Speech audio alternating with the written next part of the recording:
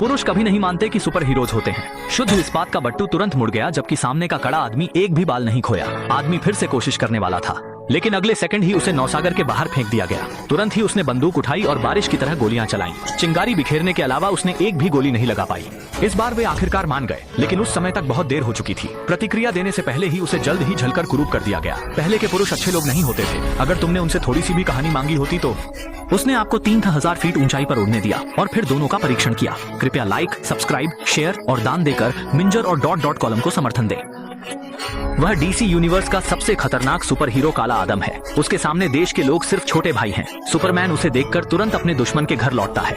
यहाँ तक कि सुन होंगवई ने भी इस फिल्म को देखने के बाद उसे बर्बाद कर दिया, लेकिन उसका इरादा ऐसा नहीं था। 5000 साल पहले उसे 6 देवताओं की शक्ति प्रदान की गई थी।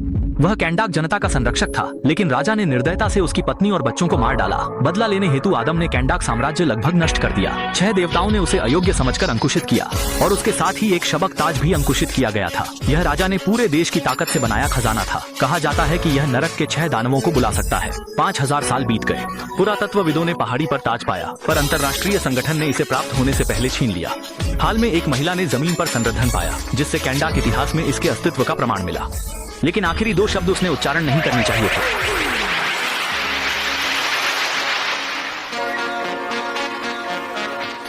यो! एक काले केप वाला व्यक्ति बेहोशी में प्रकट होकर तुरंत एक सैनिक का गला पकड़ लेता है। विद्युत धाराएं सिर से पैरों तक फैलती हैं और 2 सेकंड में वह सफलतापूर्वक दाह संस्कार पूरा कर लेता है। मेरा भाई बहू, यह क्या है? वहाँ मौजूद लोगों ने तुरंत सारी गोलियां खाली कर दी, पर वे केवल दिल की असंतोष व्यक्त करते हुए उसे चोट नहीं पहुंचा पाए। इसके विपरीत 5000 साल से सोए हुए एडम ने बस थोड़ी सी खिंचाई की। अंतर्राष्ट्रीय बैंक के लोगों में से कोई नहीं बच पाया। उसके बाद उसने पूरे पर्वत में एक दरवाजा खोदा और स्थिर होकर बाहर उड़ चला। उसकी प्रतीक्षा में 2 सशस्त्र हेलीकॉप्टर थे।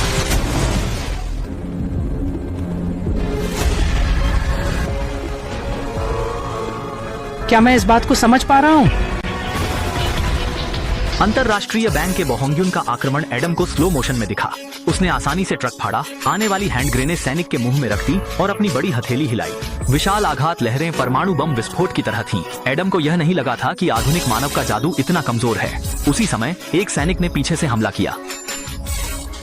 उसने इस चमकते वस्तु को क्या चीज है यह जानना चाहा। नहीं सोचा था कि इसमें प्राचीन शाश्वत पत्थर की ऊर्जा वाला ग्रेनेड ने अजेय एडम को घायल कर दिया और उसे अस्थायी रूप से बेहोश कर दिया। जब वह फिर से जागा तो वह अचानक बेला के घर था और बेला ने अंतर्राष्ट्रीय बैंक के साथ महायुद्ध में शबकताज भी लिया। एडम की उच्च प्रोफाइल गतिविधियों ने पृथ्वी रक्षक न्याय संघ का ध्यान आकर्षित किया। वे मानते हैं कि आदम को नहीं आना चाहिए। 4 गंभीर बीमार लोग जीवित पकड़ने भेजे जा रहे हैं, जिससे एक और बड़ी लड़ाई अपरिहार्य प्रतीत होती है।